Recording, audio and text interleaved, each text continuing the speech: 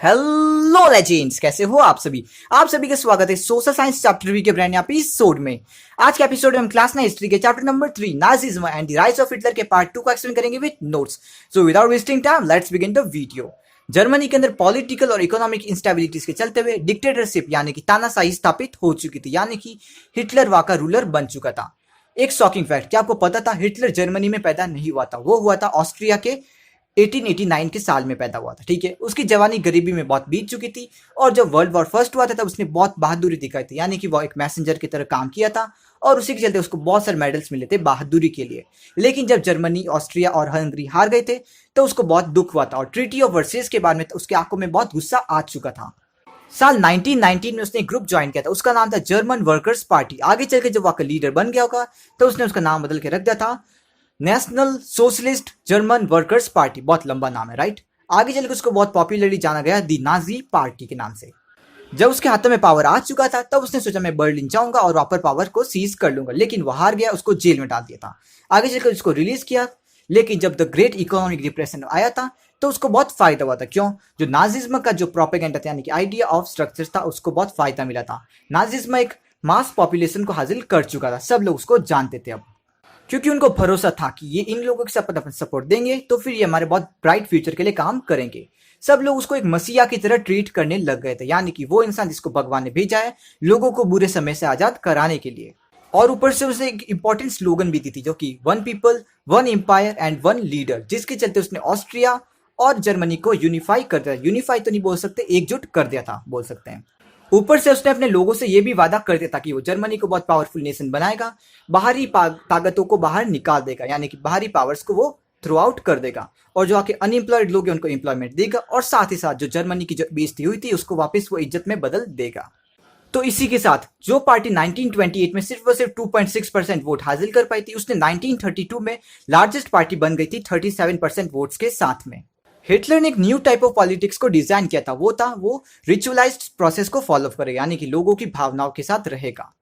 इसलिए आप देख सकते हो जितनी भी रैलीज निकाली थी नाजीज ने, जो कि हिटलर के सपोर्ट के लिए की थी, यानी कि हिटलर बहुत अच्छा इंसान है, वो लोगों को एकजुट करना चाहता है। वहां पर आप कुछ चीजें तो आराम से देख सकते हो, वो होता है रेड बैनर जिसके अंदर स्वास्तिक का डिजाइन बना हुआ है। अब कुछ लोग बोलेंगे कि क्या हिंदुइज्म उसके साथ था क्या, तो मैं बोल रहा हूँ चुप रहो, ऐसा कुछ नहीं था, उसके डिजाइन उसकी मर्जी, ठीक है ना। नेक्स्ट नाजी सैल्यूट, और एक और था जो था राउंड ऑफ अप्लॉज, वो भी रिचुअलाइज्ड। इससे आप जान सकते हो हिटलर की पावर कितनी थी। 30 जनवरी 1933 के दिन जो वहां का प्रेसिडेंट था यानी कि हाइडेनबर्ग, उसने हिटलर को चांसलर की पोजीशन ऑफर की थी, यानी कि कैबिनेट का सबसे प्रायोरिटी वाला मिनिस्टर की पोजीशन हिटलर ने एक्सेप्ट कर ली होगी। जब उसको पावर मिली थी हिटलर ने सोचा था कि मैं अब तो डेमोक्रेसी को डिस्ट्रॉय करके रहूंगा। एक दिन एक्चुअली फरवरी के अंदर वहां के रिच यानी कि पार्लियामेंट में आग लग चुकी थी, उसी के लिए हिटलर को मौका मिल चुका था और 28 फरवरी को फायर डिक्री लागू हो चुकी थी, यानी कि जो आम लोग थे उनके राइट्स पे सस्पेंड कर दिए गए थे। नेक्स्ट कदम जो हिटलर ने चलाया था वो था उसके सबसे बड़े दुश्मन यानी कि कम्युनिस्ट लोगों को उसने कॉन्सेंट्रेशन कैंप्स के अंदर कैद कर दिया था। और उसके बाद में हिटलर का सबसे फेवरेट दिन यानी कि 3 मार्च 1933, उस दिन जर्मनी इनेबलिंग एक्ट लागू हुआ था और यानी कि हिटलर उस जगह का रूलर बन चुका था, डिक्टेटरशिप लागू हो चुकी थी ऑफिशियली। अब जब हिटलर वहां का राजा बन चुका था उसके पास में जुडिशरी, इकोनॉमी और आर्मी उसके अंडर हो चुकी थी और मीडिया भी। एंड फाइनल लास्ट थिंग जो कि बहुत मोस्ट इंपॉर्टेंट थी, यानी कि नाजीज पार्टी और उसके कुछ दोस्तों के अलावा बाकी जितनी भी पार्टीज थी और जितने भी यूनियंस थे उन सब पे उसने बैन लगा दिया था। अब जब आपके हाथ में लॉ एंड ऑर्डर है तो उसको संभालना भी तो पड़ेगा, यानी कि जर्मनी के अंदर आपको बहुत तरह के पुलिस दिखने को मिल सकते हैं, उनके नाम यहाँ पर हैं, वो ज्यादा इंपॉर्टेंट तो है नहीं पर आप एक बार उनको चेक कर लेना, ठीक है।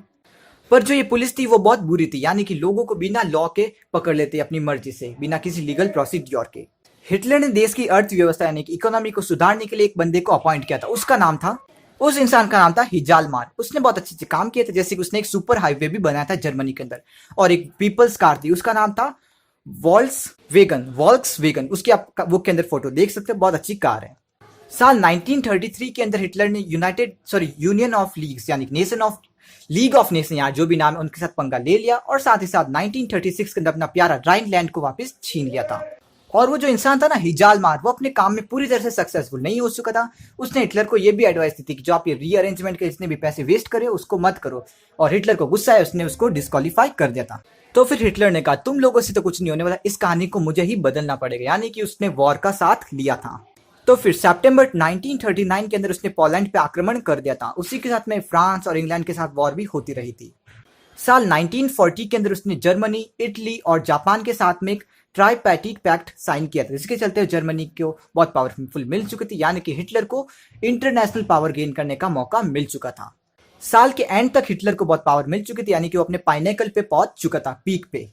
और हाँ, जिन लोगों को भी वर्ल्ड वॉर फर्स्ट और वर्ल्ड वॉर सेकंड में थोड़ी बहुत डिफरेंस है, वो इस पिक्चर को देख सकते हैं, आप आराम से समझ सकते हैं। और ये मत कहना कुछ पार्टीज कमी है, मैंने जितनी भी इंपॉर्टेंट पार्टीज थी उन सबकी यहाँ पर नाम लिख दिए, ठीक है, देख लिया। अब हम आगे बढ़ते हैं।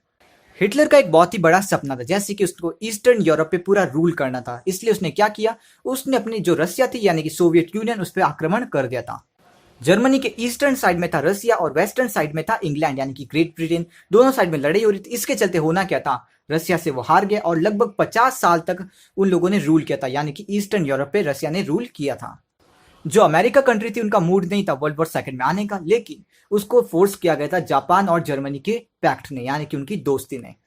क्योंकि जापान ने वहां पर एक उसके यूएस के बेस पे बॉम्ब फेंक दिया था, इसलिए यूरोप अमेरिका गुस्सा हो चुका था, उसको वॉर में आना पड़ा।